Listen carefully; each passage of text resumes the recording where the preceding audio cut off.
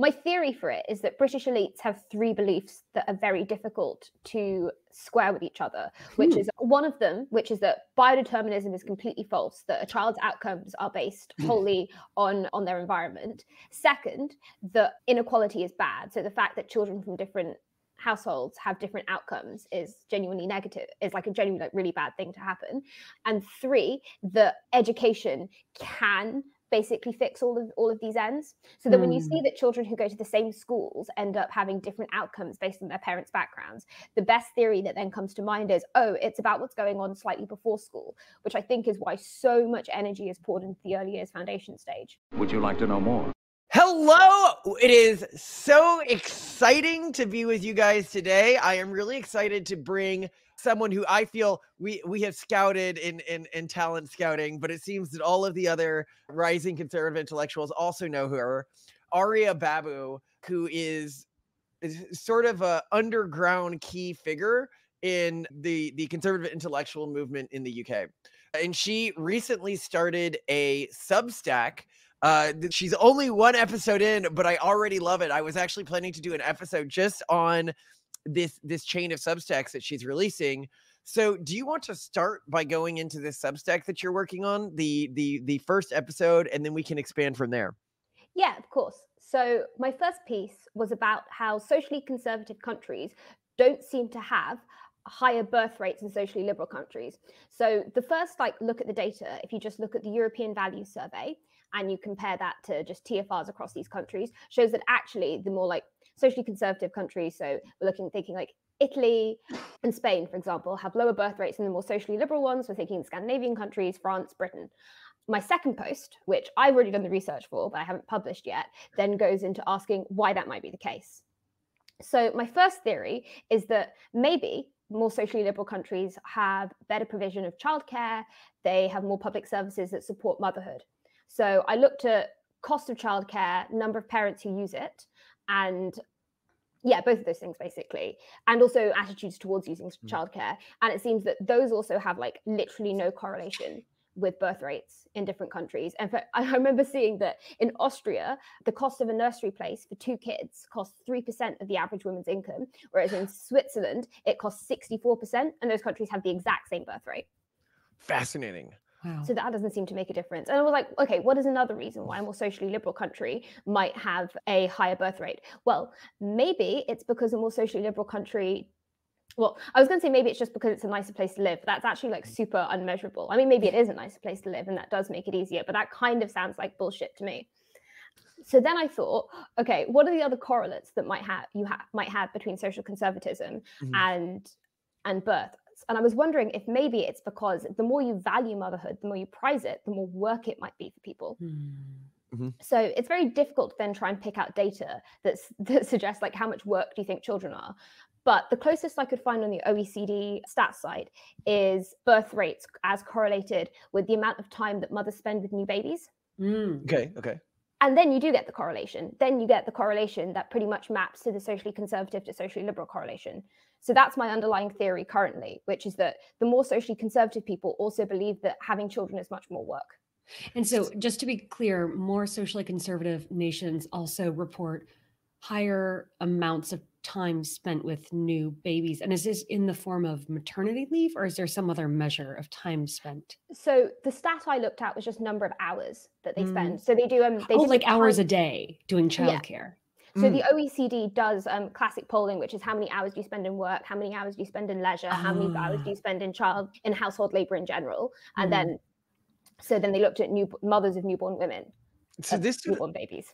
Yeah, this would also correlate with something that is really clear in the data, which is East Asian countries, if you control for income, have unusually low fertility rates.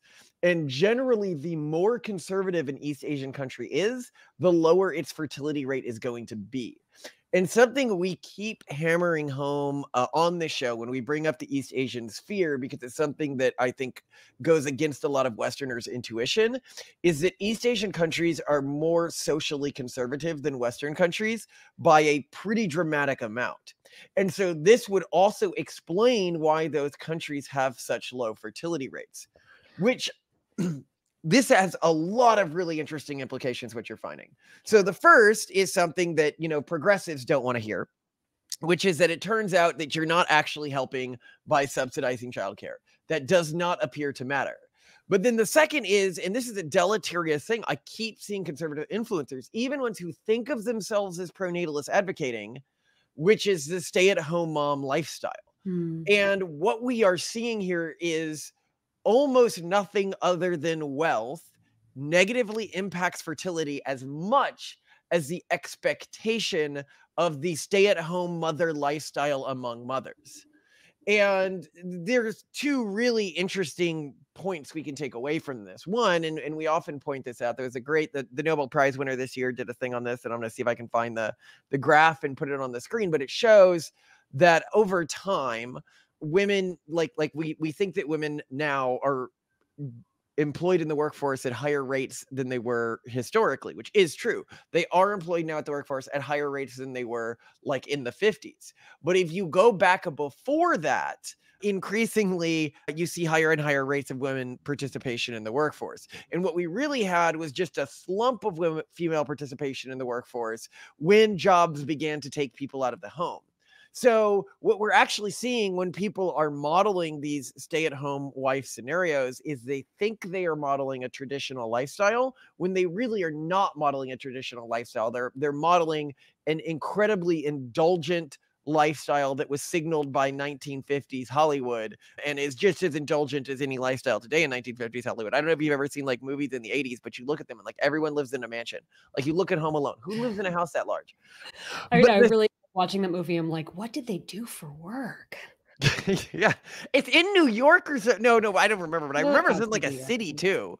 No, they're outside New York or something. Yeah, I'm sorry, I forgot. The Home Alone 2 is in New York, so the home clearly isn't in New York. Yeah. So the second thing is, oh God, I can't remember what I was gonna say.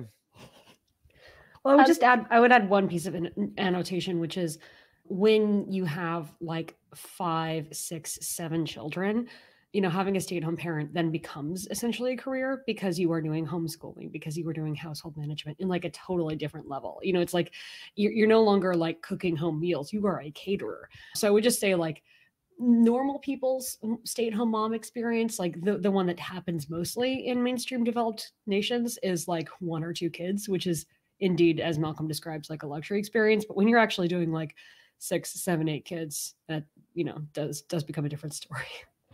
So here's my theory about it, which is I think like South Korea is a really good example to dig down to it. I think for most of history, having an additional child actually wasn't that much of a problem to your already existing child, provided that you could give them enough food.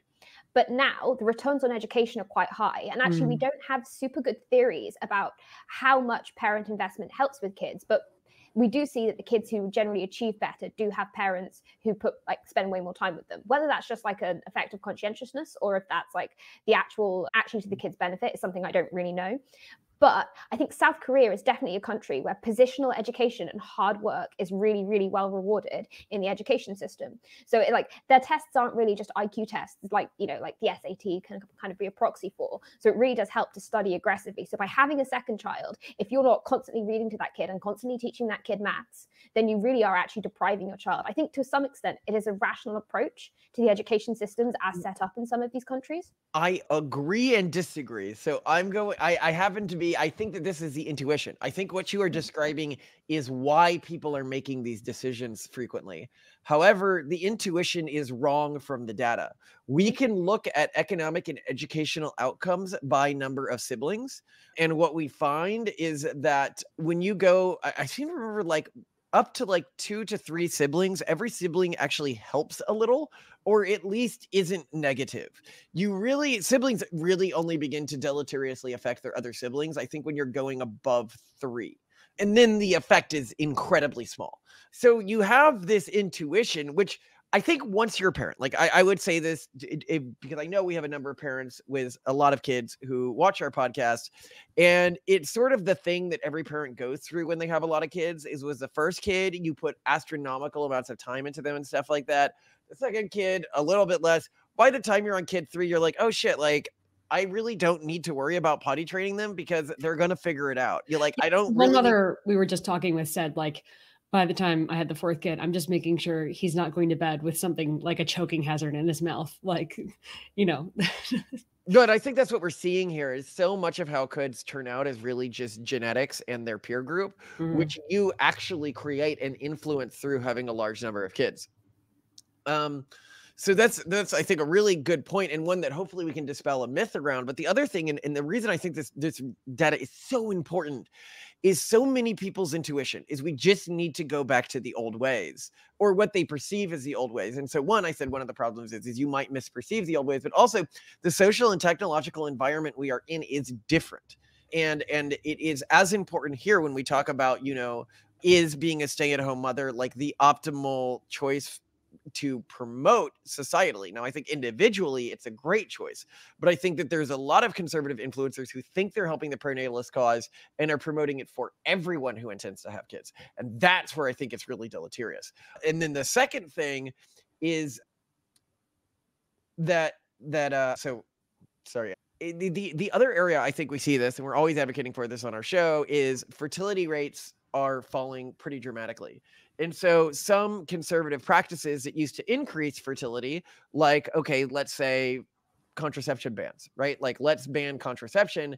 And then that comes to like, okay, you start to virtue signal around that. And you're like, I think even an embryo is a human life. And therefore I think IVF is bad. And now something that historically would have increased fertility rates, a belief that life begins at an embryo, is now dramatically decreasing fertility rates because it's so hard to get pregnant naturally. Yeah, no, I'm completely with you. I definitely think the fact that people misperceive the past is like a massive thing that happens here as well. I think people definitely have this sense that historically women just were like only focusing on childcare, as if like household maintenance wasn't itself basically a full-time job in a way that it just isn't now. And the other thing is, sure, maybe spending lots of time with your mother is like a really great thing for you as a child, but growing up in a poorer household is almost definitely not better for you. So it depends completely on your own family's financial circumstances, whether or not being a stay-at-home mother is even better for your kids. Well, and a note, because when we were first planning our family, like way before we ever had our first kid, we actually wanted to look really closely at, like, is it better for a mother to stay at home or to leave? I mean, you know, we just wanted to know, like, if there was any conclusive research. Yeah, what the data says. Yeah. And basically, there isn't exactly conclusive research, and you can find some studies that suggest sort of one way or the other. But ultimately, it seems like it's slightly better, if anything, for the mother to work, especially if you have daughters, because the more important thing is to demonstrate to daughters that you can go out and work, and it's sort of empowering to see that their mother works and has, you know, a real life, you know, so beyond just being a mother. And I think that's telling, and it makes a lot of sense. I would think also that my supposition of why this isn't just so obviously in favor of mothers staying at home is, I think especially in the modern age, a lot of mothers staying at home get pretty depressed and demotivated. So to have a mother who's kind of pumped out and bored or neurotic or living through their children because they are, you know, helicopter parenting and they don't have anything else in their lives could be damaging. So even though maybe a lot of kids who have stay-at-home mothers are getting a lot of support, they're also getting micromanaged a ton. There's too much pressure on them. So yeah, I mean, even that, it's really interesting, and it surprised us. Yeah, I have an alternate hypothesis as to what's going on here. And I should be clear that this is, I think, a really sort of sad study, because I think a lot of women, they think they're making this enormous sacrifice and it's going to have this enormous positive effect for their kids, because to some women, this is a sacrifice to them. Not to all women. To some women, they prefer to be stay-at-home moms. But some women are like, I'm giving up a career that I would have preferred to have. And so this is the type of study that you have to lay very gingerly that shows, actually, you probably hurt your kids by making that choice. And that's really sad, you know. But I think that the reason is, and it comes back to what I was saying earlier, which is kids seem to develop best with minimum amounts of outside interference. And unfortunately, I also think that women who are disproportionately drawn to stay-at-home roles, especially if they have small families, which a lot of these women have right now, are the narcissistic type parents who want to completely laud over their children's life and helicopter parent. And that's what we're seeing. You know, as a woman's other tasks whether it's laundry or something like that, got automated, they had more and more free time, as Simone was pointing to. And all of that free time got directed on hovering over children. And that seems to have negative psychological effects. In other places where you can see this, like if we're talking about related studies that seem to indicate this is probably true, there's this great study on kids going to kindergarten and trying to teach them language earlier, trying to teach them reading earlier. And it found out this state for poor kids in the state, I want to say it was like Ohio, it was somewhere in the central United States, they made pre-kindergarten free, focused on teaching early reading. And they thought they had done this amazing thing for like the poor. And then longitudinal studies were done, and it turned out it like put these kids behind like a year and a half, which is to say that if you force a kid to learn something before they're ready, or you force a kid to engage with ideas before they're ready, it actually has pretty significant deleterious effects. We have actually pretty similar data in the UK. So the UK has, for lots of reasons, got incredibly expensive childcare. But one of the reasons is it's very tightly regulated. And the regulations, they involve things like making sure that a child is like learning to hold objects, learning to speak, because obviously this is early years foundation stages from baby up to school age. And the Department for Education recently monitored the outcomes of children who were in nurseries or childminding, so regulated sectors, or children who were staying at home with their parents. And they found that actually the early years curriculum is slightly net negative compared to just staying at home in, I think, informal childcare. Wow. And obviously that could be a selection effect, but it's also terrifying to me that in the UK, like you can't just like pay a teenager, a good responsible one, like to just watch your kids. That's wild. It was because a couple of kids ended up killing another kid in some daycare. No, not daycare, but like probably while they were being babysat. So yeah, I think it was part of Tony Blair's like education push, because it started in, I think, 2006. My theory for it is that British elites have three beliefs that are very difficult to square with each other, which is one of them, which is that biodeterminism is completely false, that a child's outcomes are based wholly on their environment. Second, that inequality is bad. So the fact that children from different households have different outcomes is genuinely negative, is like a genuinely like really bad thing to happen. And three, that education can basically fix all of these ends. So that when you see that children who go to the same schools end up having different outcomes based on their parents' backgrounds, the best theory that then comes to mind is, oh, it's about what's going on slightly before school, which I think is why so much energy is poured into the early years foundation stage. That makes a lot of sense. That makes a lot of sense. And it also...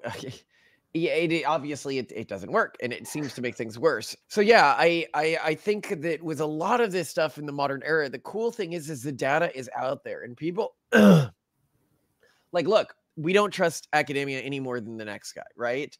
But I feel like I'm pretty good at knowing when academics are lying in papers. Like I'm good enough at going through the data. So either you can go through yourself and look through it, and you can develop patterns around this, or you can just sort of trust us as people who genuinely want what's best for our own kids and to take over the world, right? So it's very easy to track the social conservatism thing. Just go to the OECD website and then go to the World Values Survey. It takes about, like, I'm going to say 15 minutes to just do a quick graph.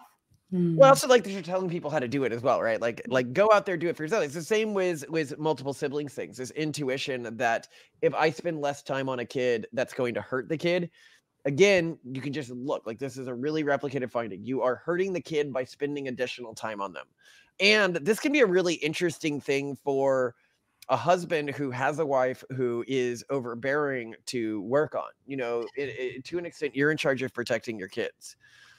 Something we've noted here about stay-at-home moms, and this is another thing, like, okay, do I want to have a stay-at-home wife? You know, go out there, look at the data, look at the outcomes. But I think it's important to remember that, like, if you have two kids and you are a stay-at-home wife, you're going to go crazy because you're not really doing anything. When you have like 8 kids or 9 kids, that's a completely different thing. And we want to make sure that we are not conflating the two. But with that being the case, this is also true that we think even a woman who intends to become a stay-at-home mom, like, I think that's a privilege that women can indulge in once they're at kid 4. Right. But I think before that, it's pretty indolent to be a stay-at-home mom. That's my overly spicy take. What's so interesting though about the first Substack piece you have, because it's so counterintuitive, is, you know, when you think about progressive nations, you think about progressive culture being just so sterilizing. You know, it's these are very, very low birth rates that progressive people have. So it's part of me wonders if it's, I mean, also more representative of a nation that on the whole is not super conservative, but is actually more diverse. So you've got more like super hardline fundamentalists who are having tons of kids, and then a bunch of super progressives who aren't.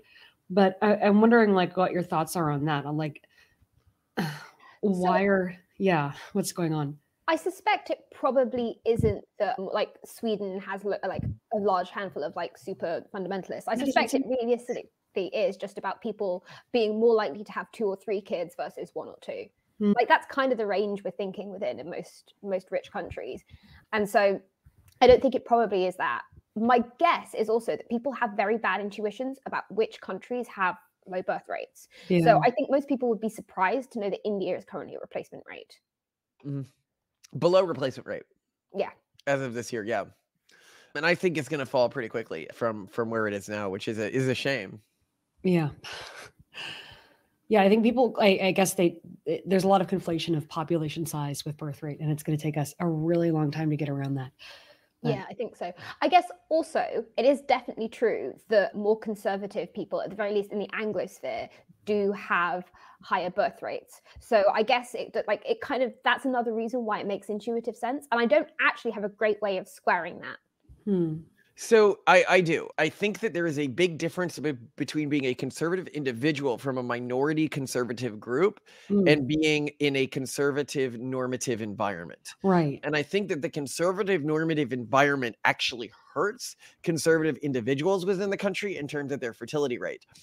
And this is something that a lot of conservatives, it might be heartening, it might be disheartening. What it means is if you win the culture wars, the person who suffers the most from your winning is your cultural group, your people. It is the feeling like a discriminated minority group, which is likely helping your fertility rate and protecting your culture intergenerationally. When your culture feels like it is in control of the state, it will degrade and become soft much faster because you will feel like you have less to protect yourself from, and you will, I think, let go of a lot of the cultural hygiene related stuff, I guess I'd call it. Like in other words, you're describing sort of like a push versus pull culture, right? Like if you're in the minority culture that encourages high birth rates, it's kind of like carrot rather than a stick to have kids, because you can sort of stand out and be cool and be special and really help. Yeah. Well, I mean, think about it this way. Okay, suppose you're a tradcath, right? If you're a tradcath in a semi-hostile governance system like the United States, right? Your perception of being a tradcath is going to be that's your unique cultural identity, and every kid you have actually matters a lot because it's your community that you're adding that kid to. It's your church. It's your, however, if you are a tradcath and your country has Catholic leadership, like it is an officially sanctioned Catholic state, every kid you had feels a lot less important. Maintaining the rules of your faith feel a lot less important because they're also the rules of the state. This is one of the things that we often point out, that it is really silly and kind of stupid as a conservative to fight for things like banning pornography, even if your group is anti-pornography, because through banning pornography, the people who you're helping the most are your enemies. If you believe that no pornography is useful, you're helping the secular sphere and cultural groups that were engaged in being hurt by pornography. But you're also making the rules that your culture exercises to lower pornography consumption less relevant to every individual's daily lives. And I think individuals stick with cultures better the more they actually have to choose to suffer to endure the rules of that culture. I think that probably makes sense. I would have like one extra guess though, that actually that we will see these like conservative groups within like say America, if they do come to dominate, that they will be like much more like they are now than they will be like the sort of like general American population. Like I know that like, for example, like the Amish has like a slightly higher bleed rate than it used to, and the Mormons have a slightly higher bleed rate than they used to. But I suspect that the people that will keep reproducing at a high level will be more like traditional Mormons. Absolutely. Yeah. Especially because, sorry, the ones who detract are the ones who don't have kids, and the ones who do have kids are the ones who stay. I need to update your intuition. The Amish actually have a lower bleed rate than they used to. The Oh. Mormons have a higher bleed rate than they used to. So Mormonism right now is basically falling apart. So they're not really useful to learn anything but like don't do this lessons. Amish, on the other hand, they have intergenerationally gotten to like incredibly low bleed rates, like 3% intergenerationally.